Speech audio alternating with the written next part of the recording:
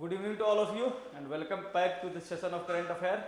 In this session I am going to discuss some important article of today's The Hindu newspaper that are very relevant for our UPSC CSC examinations and others PCS examinations. So I, Prabhat Kumar, your faculty of Geography and Current Affairs, going to discuss all these articles one by one. So coming to the session, there are 4 articles in today's news. First is red fort explosion जो हमने देखा है कल शाम में हुआ था इन दिल्ली और वो इंटरनल सिक्योरिटी से रिलेट करता है GS paper 3. Second is supreme court on women's representation in parliament, है ना, इसको हम लोग देखेंगे. ये जीएस पेपर 2 सोशल जस्टिस से रिलेटेड है. अनएम्प्लॉयमेंट रेट ट्रेंड, है ना, पीएलएफएस का डेटा आया है उसके बारे में थोड़ा डिस्कस करेंगे जो कि जीएस पेपर 3 इंडियन इकोनॉमी से रिलेट करता है. And last one is Bengal riverine island chars, है ना, इसको हम लोग डिस्कस करेंगे. It is related to GS paper 3 environment and ecology और जीएस पेपर 1 ज्योग्राफी से भी रिलेट करता है. So one by one I am going to discuss these articles. First article is related to high intensity explosion in capital kills at least 9 people. अभी ये बढ़ गया है, आज है ना, आज के डेट में शायद 11-12 हो गया है, 12 हो गया है. और same news related to in 7 held in crackdown by Jammu and Kashmir police on terror module, है ना, सेम न्यूज से रिलेटेड है. तो हम लोग दोनों न्यूज को एक साथ डिस्कस करेंगे. तो क्या है, red fort explosion, A high intensity explosion occurred in slow moving car. हम लोग जैसा कि कल से न्यूज में देख रहे हैं, एक कार में एक्सप्लोजन हुआ है near the red fort area in central Delhi around 7 PM on Monday, है ना. The blast caused widespread destruction, killing at least 9 people and injuring over 20 others. The explosion sparked a nationwide security alert and prompted in an inter-agency probe. Jammu Kashmir में क्या हुआ, same इससे पहले और दूसरे जगह पे प्रोब चल रहा था जम्मू एंड कश्मीर पुलिस की तरफ से. तो क्या क्या हुआ, कुछ टेररिस्ट ग्रुप पकड़े गए हैं उसमें, है ना. तो Jammu and Kashmir police have busted a major interstate and transnational terror module over the past 15 days, है ना.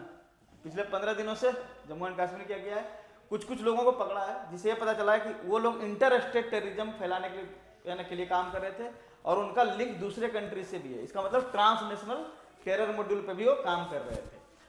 That a total of 7 individuals has been arrested and 2900 kg of IED making material has been seized during the operation.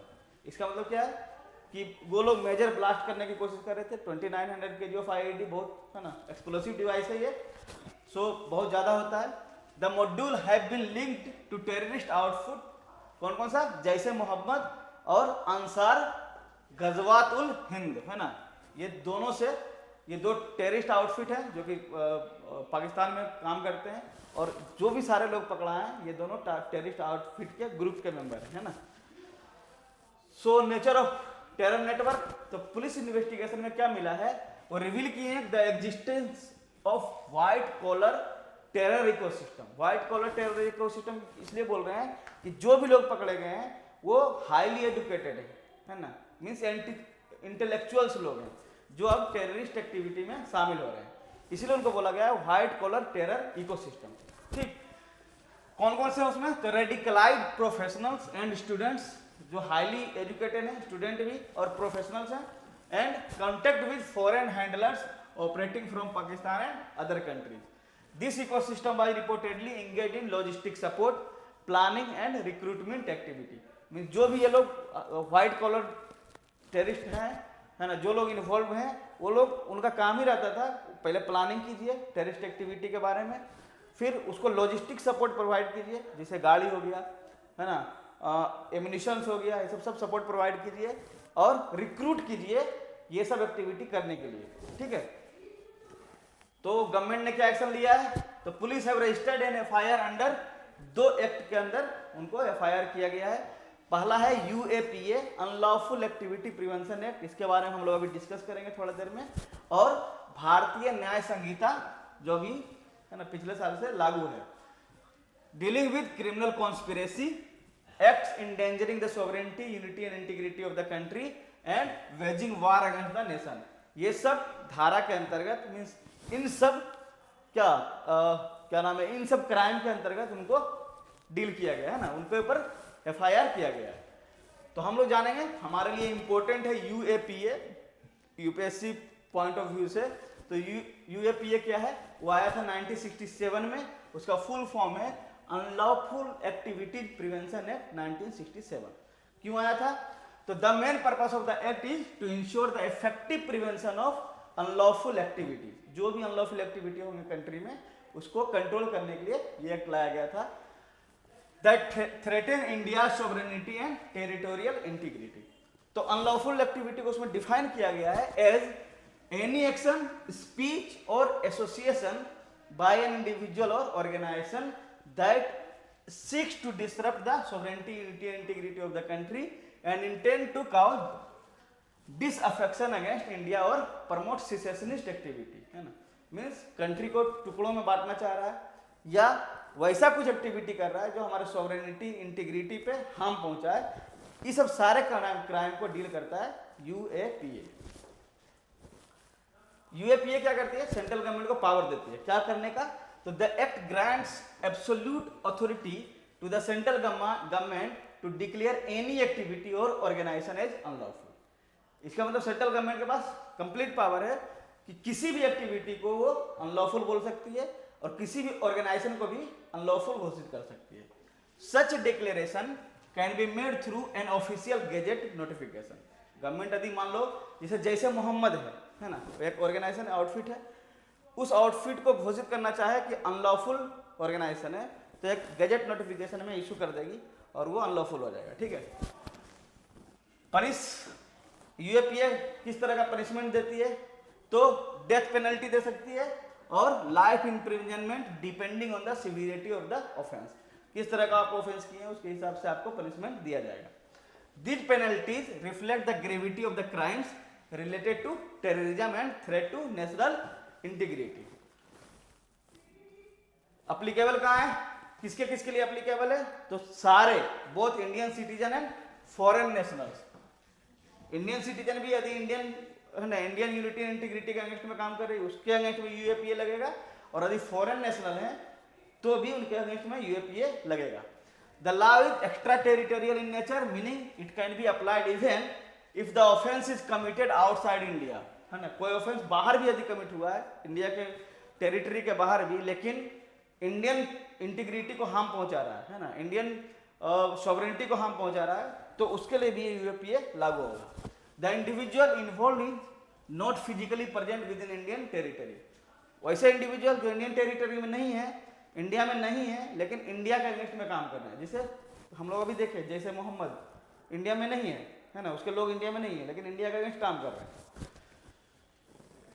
Provision related to investigation क्या है, तो investigating agency is permitted to file a chargesheet within 180 days, है ना। 180 दिनों के अंदर ही उनको chargesheet डालना होता है। किसी किसी केस में उसको एक्सटेंड भी किया जाता है बेस्ड ऑन द क्राइम।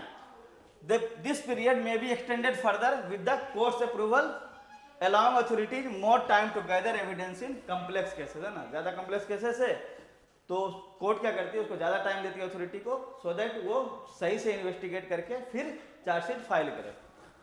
लेकिन UAPA 1967 में आया था, उसके बाद कुछ कुछ अमेंडमेंट हुए हैं। तो 2004 में एक अमेंडमेंट आया था, उसमें क्या किया गया था, act was expanded to include the term terrorist act. पहले इसमें सिर्फ क्या डाला गया था, अनलॉफुल एक्टिविटी। अनलॉफुल एक्टिविटी के अलावे टेररिस्ट एक्ट को एक नया टर्म डाला गया उसमें। उसका कारण क्या हुआ कि अनलॉफुल एक्टिविटी का डिफिनेशन और ब्रॉड हो गया। Among the offences covered, this amendment empower the government to ban organisations involve in the terrorist activity. पहले क्या होता था कि जो भी लोग टेररिस्ट एक्टिविटी में शामिल थे उसको गवर्नमेंट अरेस्ट करती थी, फिर उसको पेनल्टी, है ना, कोर्ट उसको पेनल्टी देती थी, है ना। लेकिन बाद में गवर्नमेंट को ये लगा कि हम ऑर्गेनाइजेशन को बैन नहीं कर पा रहे हैं। बहुत पहले हम लोग देखते थे कि USA गवर्नमेंट, है ना, USA क्या करती है, सिर्फ ऑर्गेनाइजेशन को बैन कर देती है और बोला जाता है कि ये बैंड ऑर्गेनाइजेशन है। यूनाइटेड नेशन भी क्या करती है, ऑर्गेनाइजेशन को बैन कर देती है। तो ये पावर UAPA में इंडियन गवर्नमेंट को नहीं था। तो 2004 में क्या किया, इंडियन गवर्नमेंट ने उसको अमेंड किया और अपने को स्ट्रेंथन किया, गवर्नमेंट अपने आप को पावरफुल बनाई, सो दैट कि हम किसी भी ऑर्गेनाइजेशन को बैन घोषित कर सकते हैं ना। Before this amendment the act primarily deal with secessionist and anti national activities related to secession of the territory. फिर 2019 में अमेंडमेंट हुआ, इसमें क्या बोला गया और इंपावर किया गया, empower the government to designate individual not just organisation as terrorist. पहले क्या 2004 में क्या था, तो ऑर्गेनाइजेशन को टेररिस्ट ऑर्गेनाइजेशन घोषित करेंगे। अब 2019 में बोला कि सिर्फ ऑर्गेनाइजेशन को नहीं, हम एक इंडिविजुअल को भी टेररिस्ट घोषित करेंगे, है ना। This change aim to improve India's ability to tackle individual led terrorism and lone wolf attacks. बहुत लोग हैं जो अकेले अटैक कर रहे हैं, है ना। अकेला लोन वॉल्फ अटैक क्या करते हैं, खुद अपने शरीर में, है ना, ह्यूमन सेल होते हैं जो अपने शरीर में जो भी एक्सप्लोसिव बांध के फिर ब्लास्ट करते हैं, तो वो लोन वॉल्फ अटैक है, उनको भी वो टेररिस्ट घोषित करने का 2019 में अमेंडमेंट करके वो पावर दे दिया गया सेंट्रल गवर्नमेंट को। फिर नेशनल इन्वेस्टिगेशन एजेंसी जो NIA, उसको क्या इंपावर किया गया, तो the act authorise the director general of the NIA to approve the seizure और attachment of property link to cases under investigation by the NIA। मतलब जो भी इन्वेस्टिगेशन में प्रॉपर्टी मिलेगा उसको सीज करने का पावर दिया गया है NIA को। It also allows officers of NIA holding the rank of inspector और एबव, मतलब इंस्पेक्टर से ऊपर, और इंस्पेक्टर को पावर दिया गया कि इन्वेस्टिगेट टेररिज्म रिलेटेड केसेस। पहले क्या था, सिर्फ DSP लेवल के लोग और उसके ऊपर, है ना, DSP और assistant commissioner of police, in rank वाले लोगों को ही पावर दिया गया था क्या, इन्वेस्टिगेट करने के लिए। लेकिन इस अमेंडमेंट के बाद इंस्पेक्टर और उसके ऊपर जितने, है ना, उसके ऊपर पोस्ट के जो भी लोग हैं सब इन्वेस्टिगेट कर सकते हैं इन सारे केसेस को। सो UAPA हम लोग खत्म कर दिए हैं। बेस्ड ऑन दिस ये क्वेश्चन है आपके सामने, try to solve this question.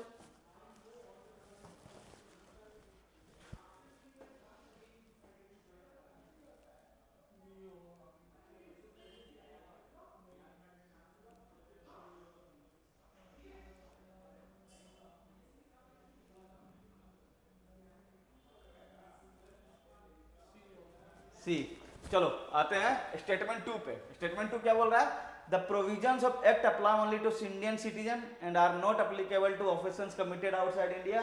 ऐसा नहीं, हम लोग अभी देखे कि आउटसाइड इंडिया भी यदि कोई ऑफेंस कमिट होता है तो ये एक्ट का क्या है, प्रोविजन लागू होता है उसके ऊपर। सो स्टेटमेंट 2 अधिक गलत है, इसका मतलब option A, option B and option D becomes wrong. So option C is the correct answer. तो हम लोग का नया मॉड्यूल लॉन्च हुआ है। फर्स्ट हम लोग देख सकते हैं इन गवर्नेंस का कंप्लीट मॉड्यूल है जो कि अवेलेबल है 1999 में, है ना। जो भी लोग भी इंटरेस्टेड हैं वो एनरोल कर सकते हैं हमारे चैनल से, और ये नंबर है, आप उस नंबर पे कॉल करके एनरोल कर सकते हैं, ठीक है। दूसरा सेम मॉड्यूल है इंटरनल सिक्योरिटी का, UPSC मेंस के लिए, available only in 999। Those who are very much interested, you can join our module by calling us. चलो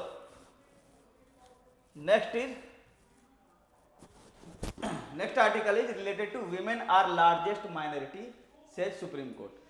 ये सुप्रीम कोर्ट की जज हैं, है ना। इनका नाम है जस्टिस BV नागरत्ना, सिंगल जज हैं, विमेन जज इन सुप्रीम कोर्ट। और इनका स्टेटमेंट है कि विमेन जो है largest minority in our country. वो बोल रही हैं कि हमारे कंट्री में लगभग 49% पॉपुलेशन विमेन का है, लेकिन विमेन का रिप्रेजेंटेशन इन लेजिस्लेटिव असेंबली और पार्लियामेंट और अदर इंस्टीट्यूशन बहुत मिनिमल है, जिसके कारण विमेन जो है क्या है, माइनॉरिटी में है, ठीक है। तो उन्हीं के बारे में डिस्कस करेंगे, ये न्यूज में क्यों आया और इसका मीनिंग क्या है। तो the Supreme Court made a significant observation regarding women's representation in Indian politics. BV Nagarathna, the only women जज on the Supreme Court bench, describe women as the largest minority in India. क्यों? She noted that women's presence in the parliament and state legislative assembly is steadily declining, है ना। हम लोग देख रहे हैं इस बार भी इलेक्शन हो रहा है कितने वीमेन को टिकट दिया गया है बिहार असेंबली में, लगभग है ना, बहुत कम है। तो उसके बारे में बात हो रहा है। और ये डिस्कशन क्यों हो रहा था, है ना, मैडम बीवी नागरत्ना ने ऐसा क्यों बोला है, तो उनके सामने एक केस था। केस क्या था? The bench was dealing with the petition filed by doctor Jaya Thakur. उन्होंने चैलेंज किया था इम्प्लीमेंटेशन डिले ऑफ द नारी शक्ति वंदन अधिनियम, जो कि 2023 में एक एक्ट आया था गवर्नमेंट ऑफ इंडिया का, है ना। वो उस एक्ट का नाम था नारी शक्ति वंदन अधिनियम। वो 106th अमेंडमेंट एक्ट 2023 के थ्रू लाया गया था। उसमें क्या क्या प्रोविजन था कि 1/3 of total seat in parliament and legislative assembly वो रिजर्व रहेगा विमेन का। मीन्स 33% रिजर्वेशन प्रोवाइड कर रहा था इस एक्ट के थ्रू विमेन को इन पार्लियामेंट एंड असेंबली। लेकिन ये बोल रहा है कि अभी तक वो इम्प्लीमेंट क्यों नहीं हुआ है। 2023 में ये एक्ट आया है और अभी तक वो इम्प्लीमेंट क्यों नहीं हुआ। इस केस को सुनवाई हो रहा था, उसमें जस्टिस बीवी नागरत्ना ने ये क्या रिमार्क दिया कि women is the largest minority in the country. वही बोल रहा, जैसे हमने डिस्कस किया कि ये लॉ था जो नारी शक्ति वंदन अधिनियम प्रोवाइड करता था 33% reservation for women in Lok Sabha and state legislature. तो जब इतना रिमार्क्स आया तो कुछ डेटा देखते हैं हम लोग, है ना। तो हम देखेंगे कि 1950 में लोकसभा के इलेक्शन के बारे में देखते हैं, है ना। 1950 में लगभग 4 पॉइंट समथिंग मीन्स 4 वीमेन थी जो लोकसभा में थी। फिर धीरे धीरे वो ग्राफ बढ़ा है ना। और अभी लगभग 2020 से पहले कितना, लगभग 15 पे पहुंचा है, 14 या 15 मीन्स 15 या 16 लोग वीमेन जो थी रिप्रेजेंट कर रही थी इन लोकसभा। उसके बाद देखेंगे 2020 के बाद फिर से डिक्लाइन हुआ है ना। मीन्स अभी भी टोटल सीट का मात्र कितना 15%, पहले 1950 में 4.4% के आसपास, उसके बाद वो बढ़ के कहाँ पहुंचा 2020 में लगभग 15% के आसपास, फिर वो डिक्लाइन होकर 13 है ना 13% के आसपास आ गया है। तो वही बात कर रहा है कि वो डिक्लाइन हो रहा है, विमेन का रिप्रेजेंटेशन 15% से 16% से घट के फिर नीचे आ रहा है, ठीक। वैसे ही लेकिन ग्लोबल कंपैरिजन में देखते हैं इंडिया में कितना लगभग 14% विमेन जो है पार्टिसिपेट करती है लोकसभा। विमेन का देखते हैं participation in other country in the globe, तो देखेंगे रवांडा में लगभग कितना है 60% विमेन का पार्टिसिपेशन इन देयर असेंबली और लेजिस्लेचर। तो रवांडा कहाँ है? अफ्रीका में। अफ्रीका के लगभग, अफ्रीकन कंट्री क्या है हम लोग जानते हैं कि डेवलपिंग कंट्री है। Rwanda is also one of the developing country, लेकिन रवांडा में फीमेल का पार्टिसिपेशन 60% तक है। उसके कंपेरिजन में इंडिया में देख रहे हैं कितना है, लगभग 1/4 15%। वैसे ही न्यूजीलैंड में लगभग 50% मीन्स आधा है ना, लगभग इक्वल है। 50% मीन्स क्या, जितने मेल है उतने ही फीमेल पार्टिसिपेट कर रहे हैं। वैसे ही नॉर्डिक एवरेज, ग्लोबल एवरेज क्या है, लगभग 25% है ना। ग्लोबल एवरेज कितना है 25%। इसका मतलब क्या है कि जो हमारे इंडिया में जो पार्टिसिपेशन है वो ग्लोबल एवरेज से भी कम है ना। कम से कम 25% तो होना ही चाहिए था, लेकिन 25% भी इंडिया में नहीं है। इसका मतलब ग्लोबल एवरेज से भी हम लोग कम पार्टिसिपेट, हमारे यहाँ कम पार्टिसिपेशन है। नेपाल में देखेंगे जो कि हमारे बगल वाली कंट्री है, वहाँ भी लगभग 33% के आसपास, 32-33% के आसपास है। Bangladesh is also performing better than us, है ना, इंडिया से ज्यादा अच्छा परफॉर्म कर रही है। सिमिलरली ये तो हम लोग देखे मीन्स सेंट्रल लेजिस्लेचर में, मीन्स लोकसभा में। नीचे आते हैं, देखते हैं लेजिस्लेटिव असेंबली में, स्टेट में, तो क्या बोल रहा है 90% of MLA are women. Only 9%, sorry 90% बोल दिया, only 9% of MLA, total MLA जो इंडिया में है सारे स्टेट मिला के, only 9% of MLA are women. Means यहाँ पे पार्टिसिपेशन और घट गया। लोकसभा में फिर भी 15% था, 16%, यहाँ आके और डिक्लाइन हुआ है, लगभग 9% पे आ गया।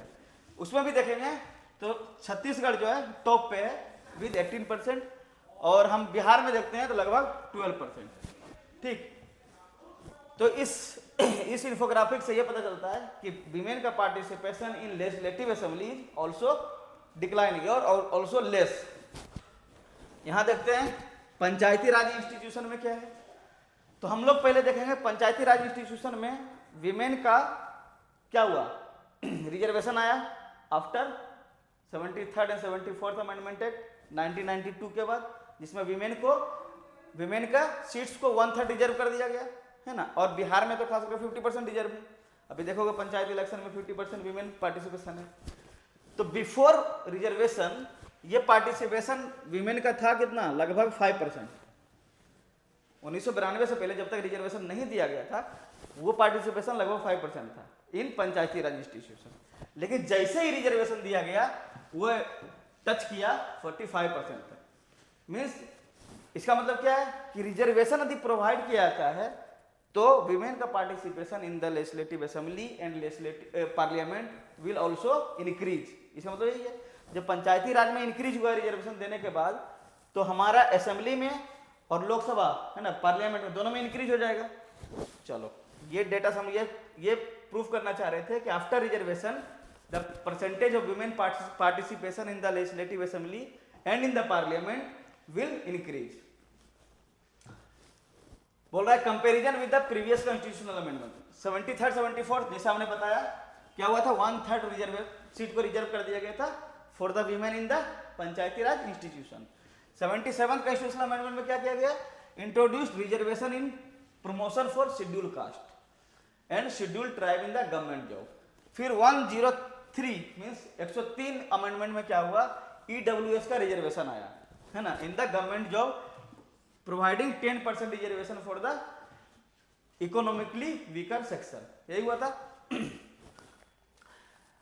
तो बोल रहा है कि the petitioner argued that none of these amendment required a prior census so the same logic should also apply to women political reserve. कहने मतलब है, हुआ क्या है कि जो अभी हम लोग देखेंगे कि विमेन रिजर्वेशन एक्ट जो आया था है ना बाय 106 अमेंडमेंट, या जिसको बोलते हैं नारी शक्ति वंदन अधिनियम, इसको रोका क्यों गया। तो गवर्नमेंट ने बोला कि हम 2023 में ये बिल ला रहे हैं, एक्ट ला रहे हैं, लेकिन ये लागू होगा 2029 के बाद।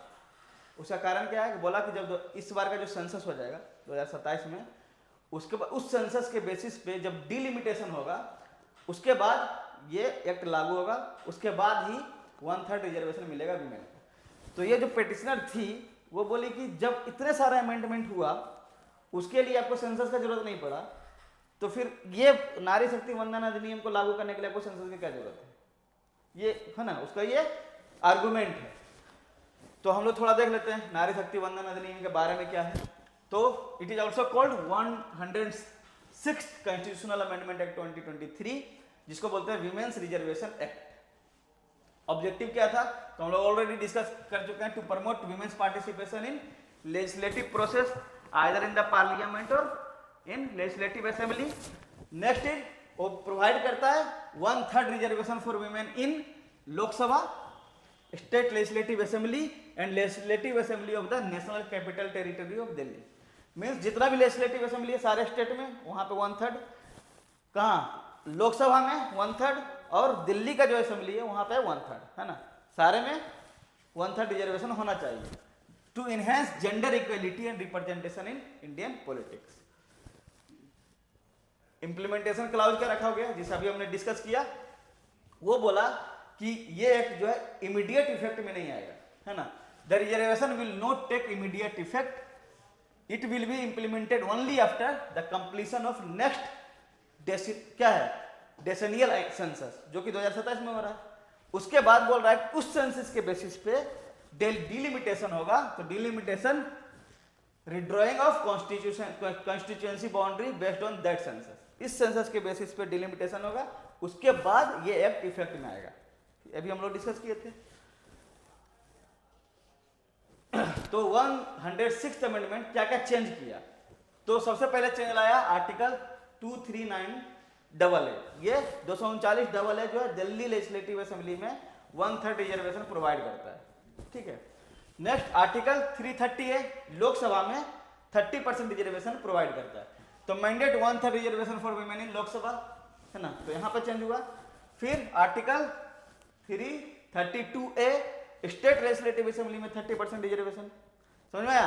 पहले दिल्ली असेंबली में 390AA है ना, 239AA, फिर 330A लोकसभा में reservation, 332A state legislative assembly में reservation, and 334A duration and implementation. ये बोला इसी आर्टिकल के अंदर बोला कि स्टेट दैट द स्टेट क्या बोलता है कि reservation provision will come into force only after delimitation, बोल दिया, मतलब मान के चलो 2029 के बाद आएगा। फिर बोलता है कि जैसे ही इफेक्ट में आएगा तो उसका जो है पूरा पीरियड रहेगा 15 ईयर रहेगा, 15 ईयर के बाद ये एक्ट इनवैलिड हो जाएगा। तो बोल रहा है कि इंट्रोड्यूस ए 50 ईयर सनसेट क्लाउज, मीन्स अभी से हम रिजर्वेशन देना स्टार्ट करेंगे और 15 साल तक रिजर्वेशन देंगे। इसका मतलब क्या है, कम से कम 3 टर्म में रिजर्वेशन मिलेगा, 15 साल में 3 बार इलेक्शन हो जाएगा कम से कम, तो 3 टर्म तक उसको रिजर्वेशन मिलेगा। और इन लोग का मानना है कि आफ्टर 3 टर्म वीमेन जो अपने आप को एम्पावर हो जाएगी तब तक फिर उसके बाद रिजर्वेशन देने की जरूरत नहीं पड़ेगी। So the reservation will remain in the effect for 15 years from implementation and allows for extension and rotation of reserve seat among constituency. तो ये था Nari Shakti Vandan Adhiniyam. So try to solve this question based on this amendment, ठीक है।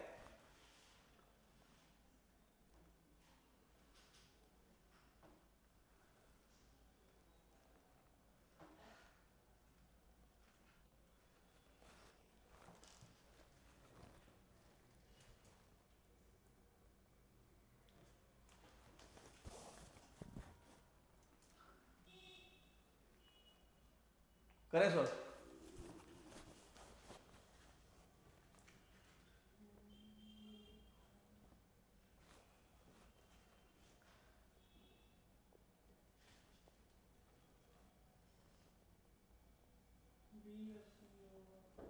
चलो सीधे आते हैं statement 2 पे। स्टेटमेंट 2 क्या है, the reservation will be implemented immediately upon the act receiving presidential assent. ये तो गलत है, हमने बोला कि इमीडिएट इफेक्ट में नहीं आएगा, कब आएगा, जब आफ्टर सेंसस, है ना। तो इट मीन्स ऑप्शन बी और ऑप्शन सी इज इनकरेक्ट, ठीक है।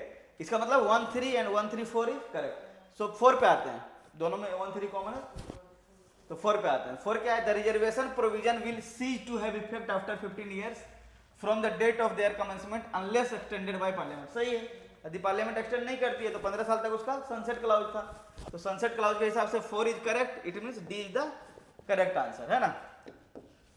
चलो कौन सा डी, 3 क्या है, the act includes 1/3 reservation for women with in seats reserve for schedule caste. तो सही है, शेड्यूल कास्ट शेड्यूल ट्राइब का अभी जो रिजर्वेशन है वो भी काउंट हो जाएगा विमेन रिजर्वेशन में। अभी जो शेड्यूल कास्ट शेड्यूल ट्राइब का रिजर्वेशन है, मान लो उस पर विमेन सीट जीत के जाती है तो 1/3 रिजर्वेशन में सारा काउंट हो जाएगा। 1/3 रिजर्वेशन इज, है ना, वो वर्टिकल रिजर्वेशन है, उसके अंदर कोई भी आएगा, तो 3 सही है। चलो सो नया मॉड्यूल है सोशल जस्टिस का 1999 में, and those who are interested taking this module can contact our office on this number. And अभी यूपीएससी प्रीलिम्स आने वाला है, तो यूपीएससी प्रीलिम्स के लिए हम लोग नया मॉड्यूल लेकर आ रहे हैं, सीसेट फोड़ो कंप्लीट मॉड्यूल। जो जिन लोगों को सीसेट में प्रॉब्लम होता है, खास करके वो बच्चे जिनका सीसेट थोड़ा वीक है या सीसेट से थोड़ा डर है, उनके लिए बहुत कम प्राइस में 499 में हम लोग नया मॉड्यूल लेकर आ रहे हैं। And those who are interested can join our course, and it is this course is brought by our faculty, जो कि, है ना, प्रीवियसली 130+ स्कोर किए हैं सीसेट में। सो जेन्युइन फैकल्टी के थ्रू हम लोग ला रहे हैं। So those who are interested can contact our office and join the CSAT फोड़ो batch. Next article is related to rural unemployment down, urban joblessness up, finds government survey। ये सर्वे किया है PLFS, पीरियोडिक लेबर फोर्स सर्वे के द्वारा ये conduct किया गया था, और उसमें पाया गया है कि रूरल एरिया में अनएम्प्लॉयमेंट जो है वो थोड़ा नीचे गया है ना, लेकिन अर्बन एरिया में वो इंक्रीज किया है।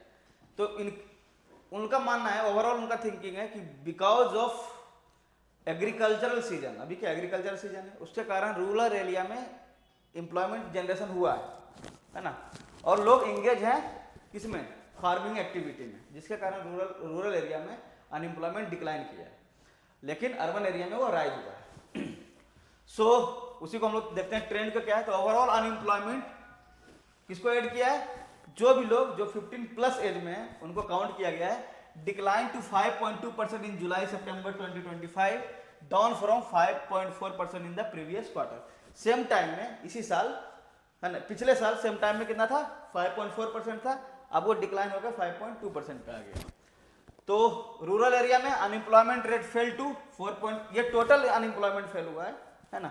अब रूरल एरिया में और अर्बन एरिया में अलग अलग देखते हैं। तो unemployment rate fell to 4.4% compare to 4.8% in the previous year, है ना। तो रूरल एरिया में पहले कितना था, 4.8%, अब वो घट के 4.4% हो गया है।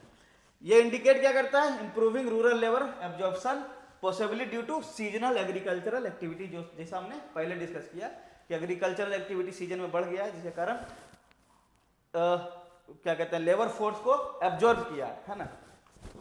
अर्बन एरिया में क्या हुआ, स्लाइटली इंक्रीज किया अनएम्प्लॉयमेंट बाय फ्रॉम 6.1% टू 6.2%, और फीमेल में और ज्यादा इंक्रीज किया। मेल में 6.1 टू 6.2% हुआ है, फीमेल में और ज्यादा 8.9% टू 9% इंक्रीज किया है।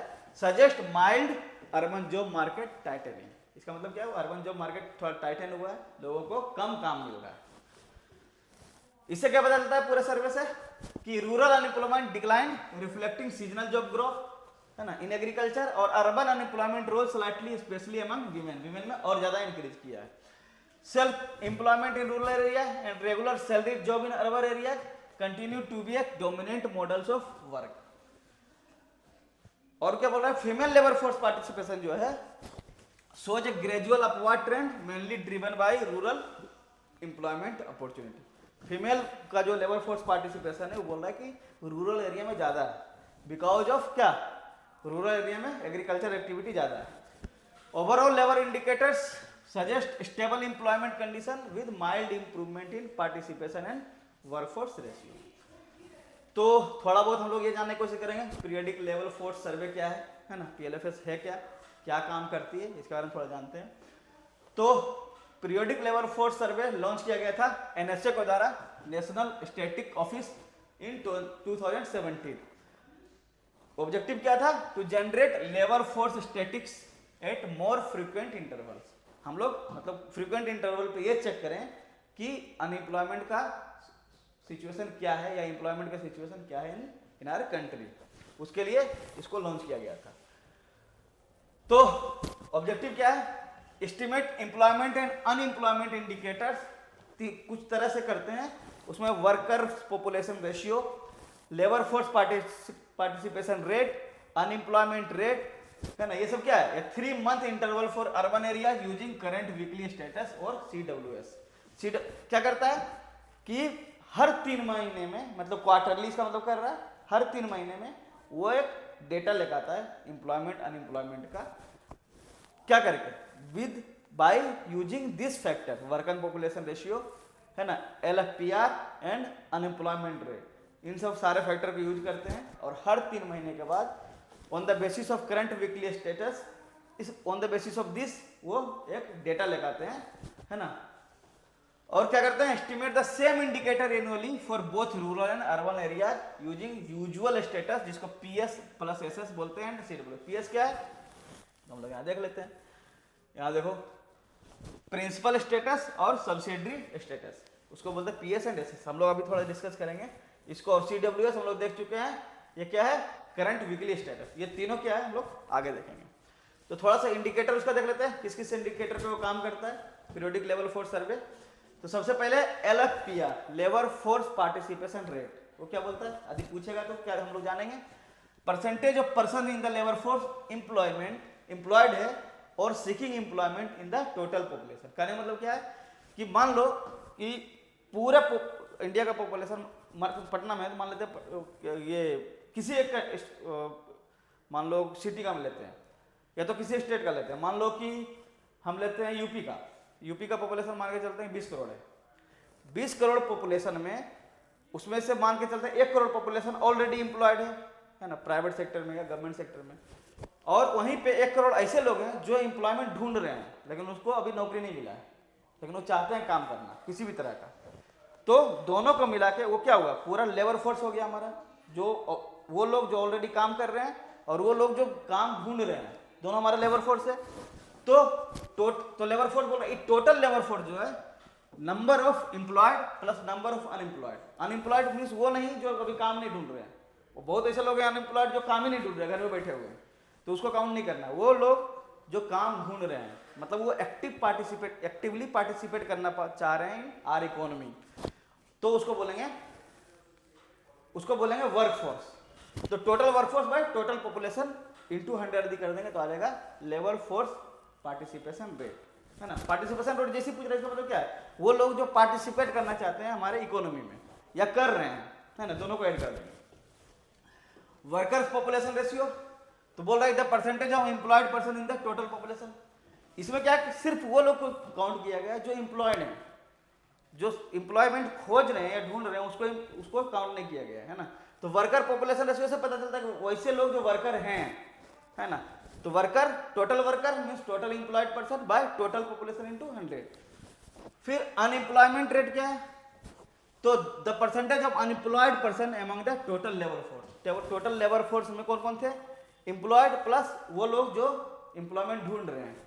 तो दूसरा वाला number of unemployed person plus number of employed plus number of unemployed means ये क्या है, ये टोटल लेबर फोर्स है जो हमारी इकोनॉमी में पार्टिसिपेट करना चाह रहे हैं या कर रहे हैं, ये कर रहे हैं और ये करना चाह रहे हैं, दोनों मिलाकर टोटल लेबर फोर्स।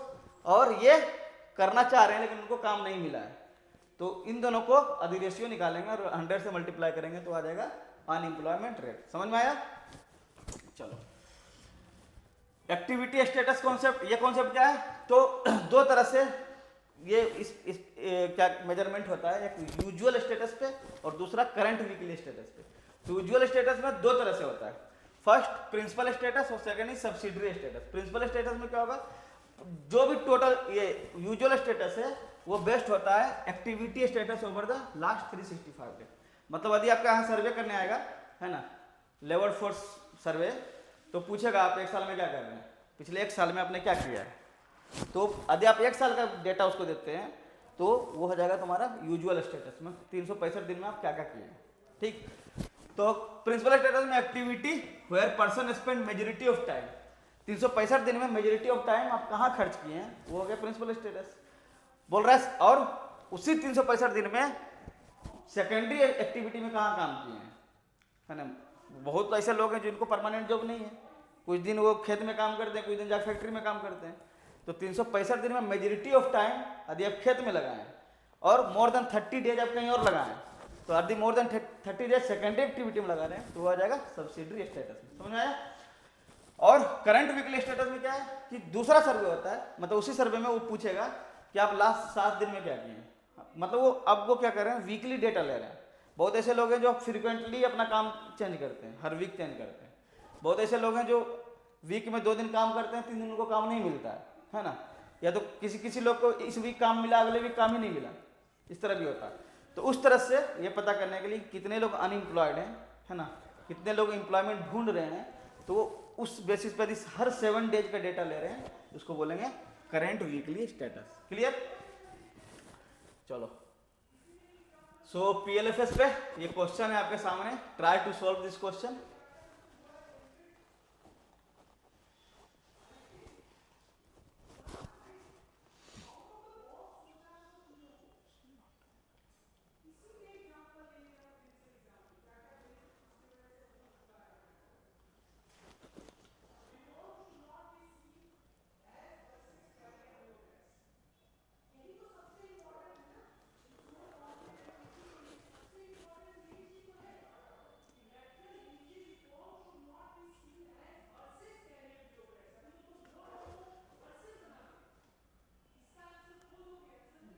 करें बी।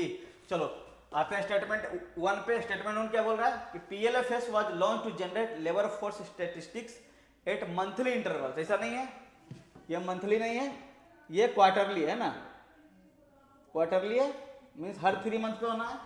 तो statement 1 is wrong, it means option A option C is wrong. So 2 3 and 2 3 4 means 2 3 दोनों कॉमन है, तो सीधा 4 पे आना है। फोर्थ स्टेटमेंट क्या बोल रहा है? The usual status approach captures activity status based on work done during the last 30 days prior. ऐसा नहीं है, यूजुअल स्टेटस में क्या हो रहा था, 365 डेज का ले रहा था डेटा, है ना। ये क्या है, सब्सिडरी था, सब्सिडरी स्टेटस था, एसएस था ना। तो it means statement 4 becomes wrong, it means B is the correct answer. चलो next article is people of hyphenation. क्यों बोल रहा है? तो ये एक टर्म है चार्स को हम लोग को याद रखना है, क्योंकि पूछ सकता है कभी कभी प्रीलिम्स में खास करके। तो होता क्या है कि बंगाल और मतलब नॉर्थ ईस्ट वाला रीजन में, खासकर बंगाल और उधर असम वाला रीजन में, जहाँ पे ब्रह्मपुत्र और गंगा रिवर फ्लो करती है, और वहाँ पे सेडिमेंटेशन ज़्यादा होता है, क्योंकि वो लास्ट स्टेज होता है, माउथ होता है रिवर का। तो उस सेडिमेंटेशन के कारण, सेडिमेंट जमा करने के कारण, या तो उनका क्या रूट शिफ्ट होने के कारण, है ना, रिवर का रूट शिफ्ट होता है, तो माउथ शिफ्ट होने के कारण क्या होता है, और शिफ्ट होने के कारण सेडिमेंट जमा होता है, और सेडिमेंट जमा होने से एक आइलैंड बनता है, उसको बोलते हैं रिवरिन आइलैंड, है ना। रिवर के द्वारा बनाया गया आइलैंड को बोलते हैं रिवरिन आइलैंड। उस आइलैंड को उधर चार्स बोलते हैं। क्या बोलते हैं? चार्स। उसके बारे में डिस्कशन हुआ है। So Bengal riverine island, the Bengal delta is constantly changing due to natural and human induced factors. तो बोल रहा है कि बंगाल डेल्टा चेंज हो रहा है धीरे धीरे, क्योंकि due to changing the course of the river, है ना। अपना रिवर भी अपना कोर्स चेंज कर रही है, बिकॉज नेचुरल फैक्टर भी है कुछ, और कुछ ह्यूमन इंड्यूस्ड फैक्टर है। The chars are temporary fragile landforms often disappearing with changing river current. बोल रहा है कि क्या है, टेम्पोररी लैंडफॉर्म है, क्योंकि सेडिमेंट जमा होने से बना है। यदि अगले सीजन में ज्यादा ही फ्लो में वाटर आया तो हो सकता है सेडिमेंट बहा के ले जाए, या हो सकता है अपना कोर्स चेंज करे तो वो आइलैंड गायब ही हो जाए। इसका मतलब क्या? इसका मतलब वो टेम्परेरी है, कुछ सालों तक रह भी सकता है, बहुत सालों के बाद नहीं भी रह सकता है। So the inhabitants live a transitional existence between stability and displacement. तो वो जो चार बना है, जो सालों से बना हुआ है, वहां पे लोग अब रहना स्टार्ट कर दिए हैं, क्योंकि आइलैंड की तरह काम करता है। चारों ओर से नदी है, बीच में आइलैंड है, उस पर लोग रह रहे हैं, इनहेबिटेड हो गए हैं। तो क्या है, उनके लिए स्टेबिलिटी नहीं है, उनको फियर है कि ये चार्ज खत्म हो जाएगा कभी कभी। Their traditional wisdom helps them adapt to environmental challenges and offers valuable insight for policy intervention. तो थोड़ा बहुत चार्ज के बारे में जानते हैं। तो जैसा हमने बताया कि टेम्परेरी आइलैंड है मेड बाय रिवर, है ना, तो उसको बोलते हैं riverine island. A char is a temporary shifting island or piece of land that arises from a river bed formed by the accumulation of silt, sand and other sediment. समझ में आया? Sediment के एक्युमुलेशन के कारण ये बनता है। This formation are a common geographical feature in the large river basin and delta of South Asia. सिर्फ इंडिया में नहीं, सारे साउथ एशियन रिवर, लगभग बड़ी बड़ी जो रिवर हैं साउथ एशिया में, वो सारे का एक कैरेक्टरिस्टिक है कि ये रिवरिन आइलैंड बनाती है ना। एक उसका बहुत बहुत मेजर एग्जांपल है मजूली आइलैंड। मजूली आइलैंड ये कहाँ है? असम में। ये नोट रखना है ना, असम में। और ब्रह्मपुत्र रिवर इसको बनाती है। कौन बनाती है? ब्रह्मपुत्र रिवर, ठीक है। तो ये भी एक तरह से चार्ज है। तो क्या क्या कैरेक्टरिस्टिक होता है? तो फॉर्मेशन कैसे होता है हम लोग देख चुके हैं। Product of natural ecological process involving flood plain dynamics and delta building. Temporary in nature है, हम लोग देख चुके हैं, है ना। क्यों? क्योंकि रिवर कोर्स अधिक चेंज होता है तो आइलैंड नहीं रहेगा। इनहेबिटेशन का प्रॉब्लम है, despite the inherent risk and lack of basic infrastructure, क्योंकि वो नया आदि आइलैंड बना है या कुछ सालों में बना है, तो इंफ्रास्ट्रक्चर नहीं होगा वहाँ पे। रिलायबल पावर सप्लाई, है ना, फ्रेश ड्रिंकिंग वाटर सप्लाई, ये सब का कमी रहेगा। All weather communication with mainland, ये सब नहीं रहता है। So chars are often inhabited by communities refer to as char people who adopt their livelihood, ठीक। सिग्निफिकेंस क्या है? तो chars represent a unique fluid landscape where the intersection of nature, culture and human vulnerability is particularly evident. तो based on chars ये question है आपके लिए।